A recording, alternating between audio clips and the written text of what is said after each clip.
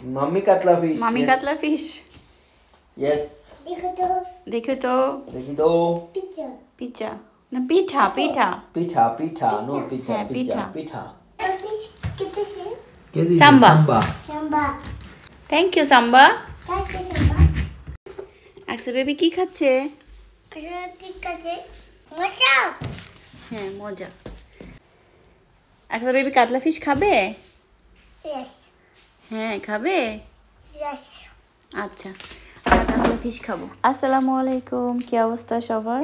আমরা আলহামদুলিল্লাহ ভালো আছি আর একটু ব্যস্ত আছি, এই কারণে 8 মাস আগের ভিডিও এখন শেয়ার করতেছি। এই সুন্দর সুন্দর কাটতে হবে।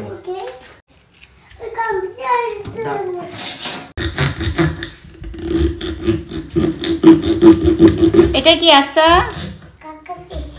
কাতলা ফিশ। কাতলা ফিশ। তুমি কি কাতলা ফিশ খাবে? ইয়েস।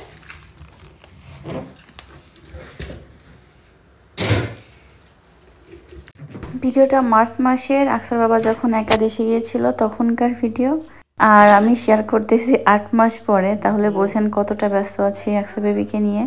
তো যাই হোক, আমাদের দুই বাড়ি থেকে আমাদের জন্য বেশ কিছু জিনিস পাঠিয়েছিল, সেইগুলোই আজকে শেয়ার করব। সবাই মোটামুটি খাবার জিনিসই বেশি পাঠাইছে, তার ভিতরে আমার ছোট বোন সাবিহা ও আকসার জন্য বেশ কিছু জিনিস পাঠিয়েছে। ফিশটা অনেক সুন্দর হয়েছে।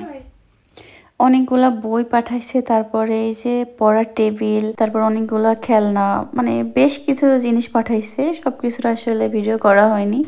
আর আমার ননদরা অনেকগুলা ড্রেস পাঠাইছিল আমার আর আকসার জন্য, সেগুলাও সুন্দর হয়েছে।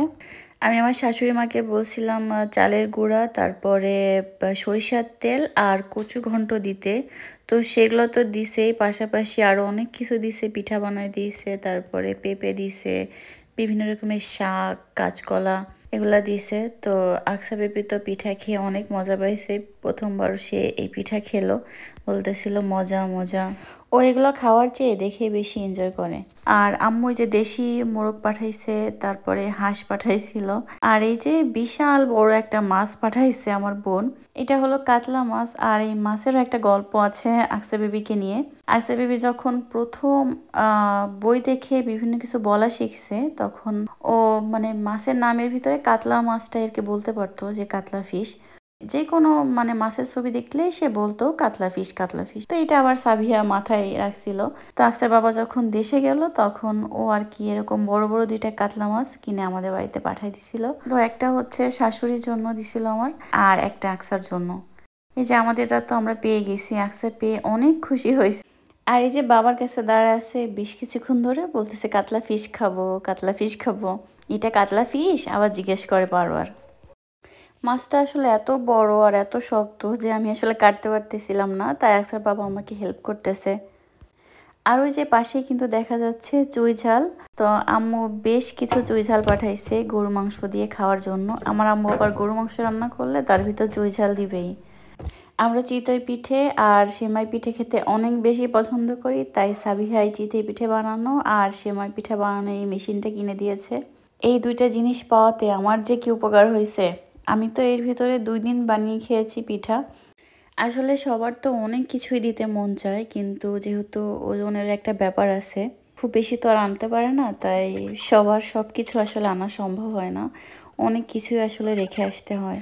দেশে যাওয়ার সময় চেষ্টা করি কিভাবে 2-3 কেজি বেশি নিয়ে যাওয়া যায় বা তারও বেশি নিয়ে যাওয়া যায়, যদিও নিতে দেয় না।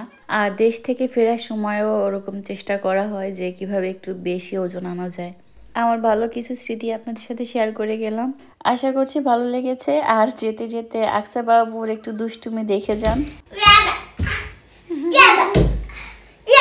কে রে?